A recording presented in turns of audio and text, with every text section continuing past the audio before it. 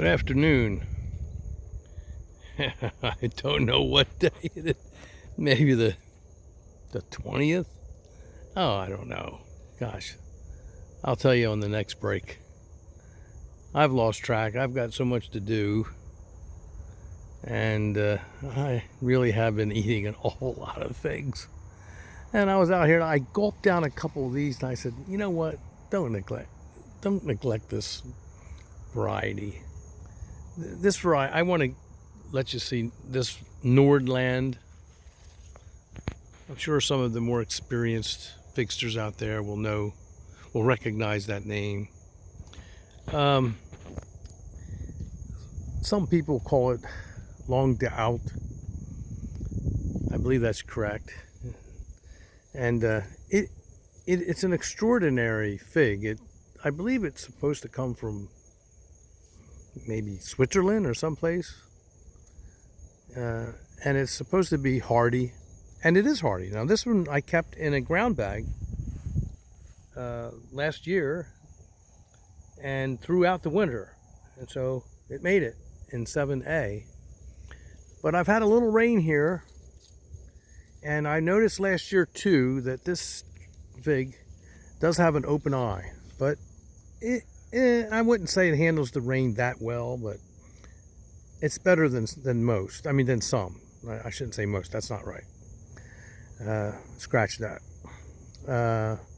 I'm a little suspect of it. In fact, last year's harvest, I had some heavy rains around the harvest, and most of them spoiled.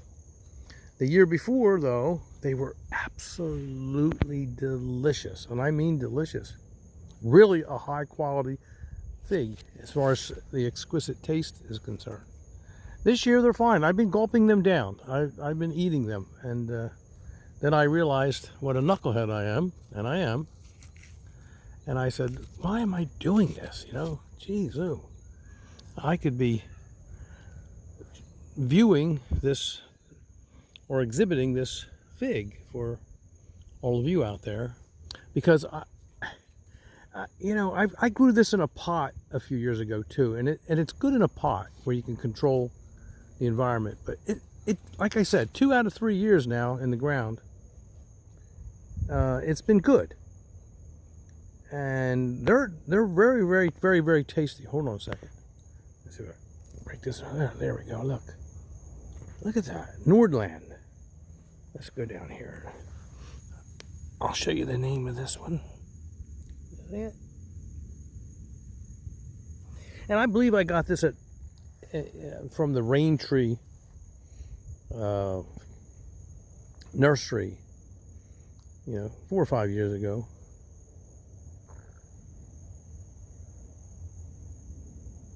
It's a nice. It's a really good taste. Let me taste this, because I've been eating them. I can tell you they're so good, but I can't resist them. I can't resist this one because they are good. They're very tasty.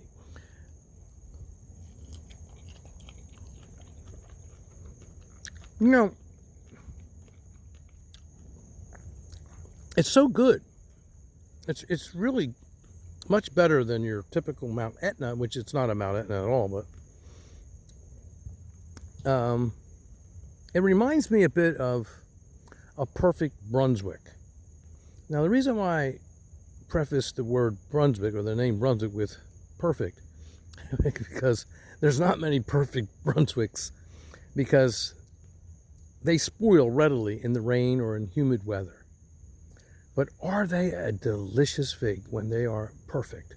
When you can get a dry spell with a Brunswick. I used to grow a lot of Brunswick. Now I only have one behind the barn. But I really do love the skin and the flavor of the skin and the sweetness and the flavor. My friend from Israel told me that Brunswick, and it goes by another name there. Hold on a second. It's one of the more favored figs in all of Israel. But of course, in Israel, it's an arid, almost desert-like climate, so it's a perfect place to grow Brunswick. Let me put this down. Give that to Debbie. And here's another, this one here, and you can see that the eye's splitting. Not a good thing, but when you open it up, it's going to be okay. So I'll put this one down. So I wanted to profile this fig quickly. I'll just move along real quickly. This is another Black Greek from another distributor that I have growing. It's just a little, I grew it last year in the spring, and I put it in the ground in the middle of the summer or late summer, and it weathered very nicely. Just another, oh, look at the birds getting to this one. This is out on the end of my property, but just another Hardy Chicago type, but with a slight variation, and I kind of I prefer the flavor a little. Let's move on. Now this is Nero 600, which really is that's the Nordland. It's right next to the Nordland. It really is a Violet de Bordeaux type, very closely related to it, almost the same. It's sort of like the variations you get in the Mount Etna types. They're almost all the same, 60, 70 of them, so many of them. And I mentioned that I've removed actually all of my Violet de Bordeaux, in-ground Violet de Bordeaux. I removed them from my collection because they're late.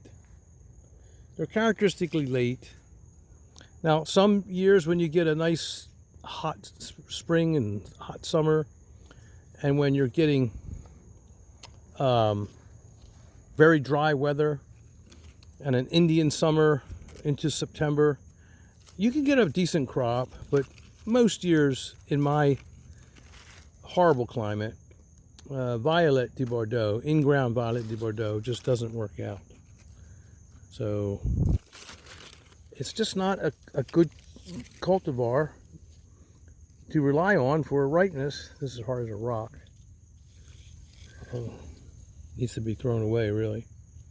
But the Nero 600, when I grew it in a pot, it was very good, and of course it was almost exactly the same as Violet de Bordeaux, which I like Violet de Bordeaux, especially in a pot in this zone. And Violet de Bordeaux is a prolific bearer of fruit and a delicious cultivar, more so than your typical Mount Etna. It's not that it is a Mount Etna, because it is not, but I like to compare a lot of figs to Mount Etnas because Mount Etnas are so successful in my zone. So let's move on. There was something else I wanted to show you that I thought was interesting. Feliciano Bianco is the second crop, even though it is a San Pedro type. The second crop is ripening. Some of them are ripening, and I want to move over there and show you, because that's how we can distinguish Feliciano Bianco. And I did make a video comparing Desert King, which is another gosh, I'm getting ahead of myself here. Whatever. Okay, I think I need to go in and have a cup of coffee. But let's take it up when we get there. Before I get to the Feliciano Bianco, I see that the Canadria are ripening. Just starting. This is the first one. And this one, it's got some nice fruit on it. I like it. I like it in a pot, I think, better in my zone. In 7B, gosh, you can't hold it back. I had a huge tree in 7B. I had to actually remove it after about 15 years. It was just gigantic. Debbie got after me, and so it was all up against the deck in the house, and so I removed it. And this one here I have growing in using my ground bag method. I had it growing in a ground bag, grow bag, and I left it. I left it last year. I left it uncovered.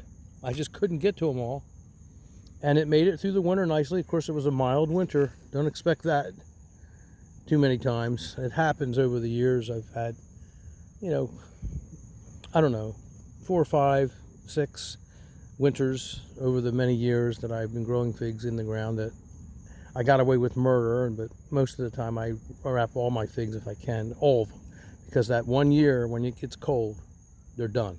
They're just dead to the ground. Okay, so this one's ready, really. I can open it if you like. Canadria, the famous Iracondit fig, a wonderful man, one of the greatest fig scientists of all times. Lived till he was 98 years old, loved figs. Is there a correlation? I hope so. I might live to be 500. Anyway, there it is. Let me put it down and get moving here. So we're going to go look at the San Pedro types now. Well, we're going to go look at Feliciano Bianco. This is a Desert King, and you can see that just fell right off. It needs to be pollinated. That's what distinguishes San Pedro figs from just common figs, is that the second crop needs to be caprified. You need caprification with the fig wasp. Now you can look and you can see that all of the branches are devoid of any ripe main crop figs. They just all fall off. They just fell off. Oh, I see a little one over here. Let's go over here. No big deal. Okay, and just pop it right off because it's not going to get ripe. So let's go look at the Feliciano Bianco. Okay, let's keep moving. So those are not Feliciano Bianco. This is a yellow long neck. I made a video. You know, I'm not going to be able to post this video for 4 or 5 days because I have 4 other videos, and you will see this one in another video, which I've already made, but because this is when everything's happening, and so I'm making videos almost every day, and sometimes 2 a day, so I can't post them that soon together. And I've got fruit, honestly, every place. But let's go over to the Feliciano Bianco because I want to show you. I don't know if this is a good vantage point here. I guess I can do it. I'll squeeze through the tree here. But here are the figs getting ripe. Oh, gosh. And these are main crop figs, as you can see. Okay. The Breba have long since ripened. I made a video this year, and you can see that when I compare that to Desert King in my video. This one, I could have waited probably a day, but maybe I'll get it in the next video, but that's almost ripe and I'm going to leave it alone. But you can clearly see that, and I said in that video that about 20% of the main crop figs in Feliciano Bianco get ripe. There's another main crop fig swelling up, and you can see that that's exactly what it is. 20%. This year, I just knocked off a couple that were swelling up. Jeez, oh, clumsy me. It's just hard to get in here. But anyway, this is what distinguishes Feliciano Bianco. Another really, really good San Pedro type fig from Desert King. And those are my 2 favorite. And I have them both in my collection. This one I had a long history with, over 50 years with this particular variety. I explain it in another video and I won't bore you with it again. Okay, so I thought I wanted to show that. Oh God, here's a tree. I'm watching this tree. It's a bit late, and it looks to be, wow, the texture, this one's so smooth and different. It appears to be yet another variation, somewhat variation, I think, of the Mount Etna types. Oh gosh, Let me get this over. Okay. But this one is a gift from my friend Vito up in New York. Good friend. And he gifted this to me last year. Progetto Negro. And I don't know much about it, so I'm not going to say much about it. The figs are ripening later than the Mount Etna types. It reminds me of the Mount Etna types. There's nothing ripe here to show you, but I promise when it does get ripe, which won't be long, I think, I will do a quick review of it for you. It's interesting. I'm hoping it's different because I have so many of the Mount Etna types, the Hardy Chicago type fig varieties. They're all over the place, just everywhere. Okay, and I've cautioned everyone out there. This is Taramo Unknown. This is a very good fig. I featured this before in my last year's videos. And here's a ripe one. Very good fig.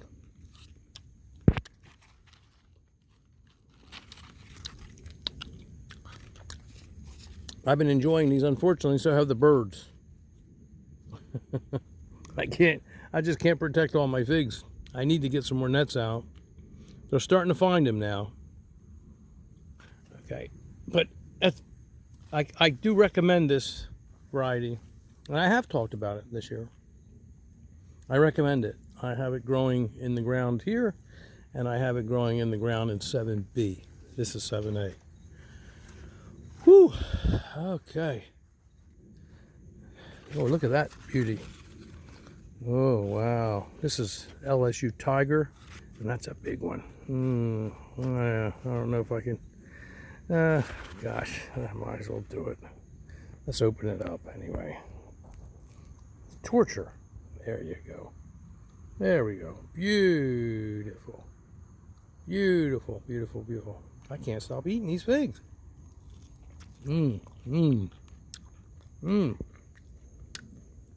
Gosh, that's sweet. That's really good. I put this variety. This is a very good variety,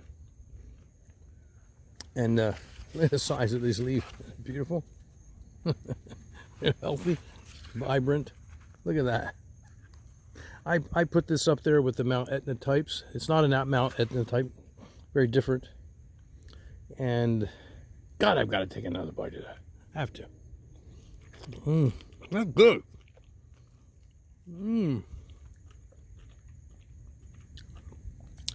I put it up there with, as far as how I would rate it, I put it up there with the best of the Mount Etnas, but no further than that, for several reasons which I discussed on a video the other day. But by all means, it is an excellent cultivar. And I noticed that here's something that you might find valuable. It rained here a couple times since I spoke to you last, and I noticed that this variety does hold up a little bit better than your typical Mount Etna. My Mount Etnas are holding up well because I didn't get a lot of rain. I'll show you here. I'll show you. Oh, this is another variety. I want to talk to you about this. This I got from an old Italian man. He brought it from Italy, and I'll tell you, he didn't even know what it was, but it is a Mount Etna type again. But this one has a special flavor. I love this tree. I'll talk about it again. I did speak about it in a video called "The Old Man and the Fig," but I'm very impressed with this fig. It has there's definitely a distinguishable taste between this and your typical Mount Etna types. But here's another Hardy Chicago type. You can see it's just full of figs everywhere. I've been picking them. Debbie's going to make I don't know if you would be interested, but Debbie's making a fig bar tonight because we have some extra figs, and I've given some figs away to people, and we have some extra now. And I told Debbie maybe we could put them. Look how large this one is. Isn't that a beautiful Mount Etna type? Not too different from your typical, but these are big, hefty. I've got so many varieties and so many different cultivars, but they're also very, very close.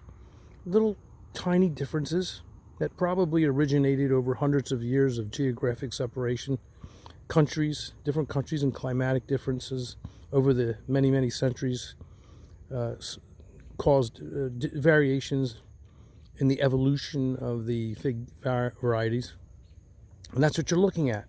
You're looking at maybe even thousands of years. In fact, you are looking at thousands of years of human selection.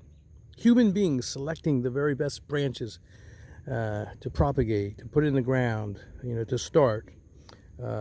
Whatever they did over the years, our historic counterparts, the horticulturalists of the past, the gardeners of the past, many, many centuries ago, they had their methods too, and they had their preferences, and this is the result. You get slight variations in what they call different names. They call these figs by different names, but they essentially are very, very closely related.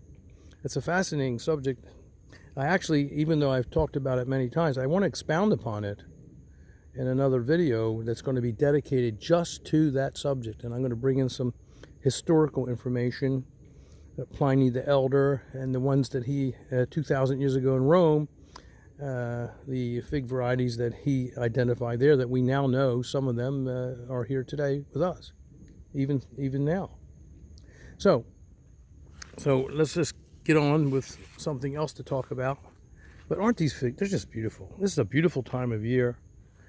And but I was saying that I think that Lsu Tiger doesn't suck up the water quite as much as your typical mountain. Now here's one that doesn't. Look how closed eye that one is. Let me open this up. Why not? I'll do it. Look how red, look at this. You're gonna love this. Wow. If I can get it straightened out in my hand. These. But there we go. There we go. That one I'm having difficulty with. Hold on a second. There we go. There we go. Whew, that was hard. I think I need some rest. I've been busy all day cutting the lawn and so many chores all day long. And it's probably around 7 o'clock or so. But look at that. Isn't that beautiful?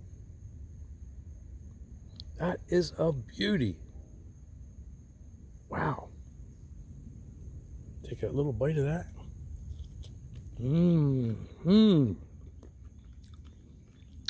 That is a perfect fig. Wow, I don't know if I can resist. I'm going to take another bite of that. So good. Okay. I'm being a fig pig, which I am admittedly a fig pig. In fact, I have a video titled Fig Pig. I'd like you to watch it because it was a couple of years ago, I don't know when, and I had a lot of figs ripening. And so I made my rounds. I don't think I said a word in the whole video, but boy, did I go through some varieties, and I'd like you to watch it. It's not a very popular video in my collection, but maybe you can help make it so. The Fig Pig. I'm the pig. You can see that, right? Okay, the evidence. It reminds me when I was teaching. I used to read a lot of philosophers, philosophical stuff. And I remember Bertrand Russell, one of my favorite philosophers. He was an English philosopher. And I remember something, it just reminded me about the evidences in my hand. He said it was a very good point, too. If I have time and if this video doesn't cut off. It was a very good point, too. I remember reading it. He was talking about don't believe things that there's no evidence to support. And he said this. This is a direct quote, I think, if I can recall it. The degree to which one should cling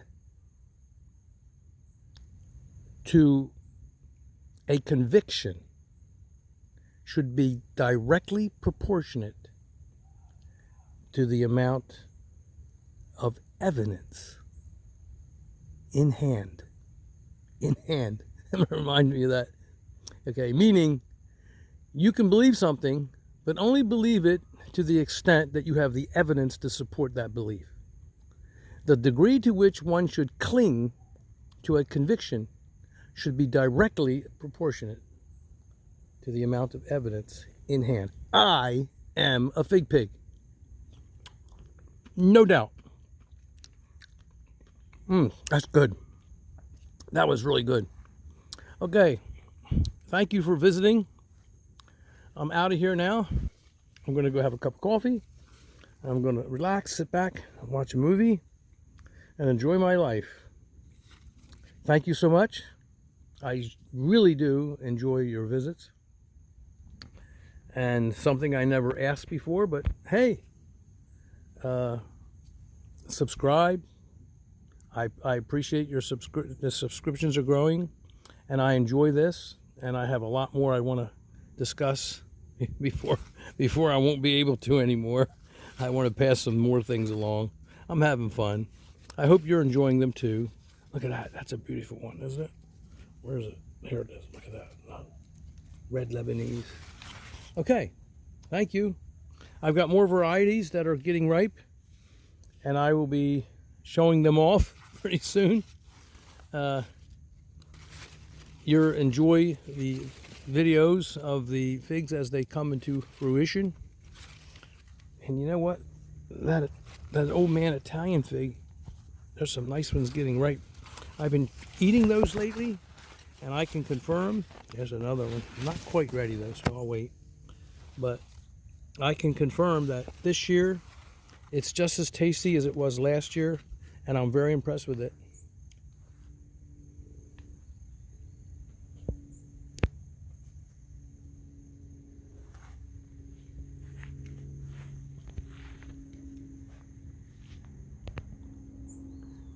Good day.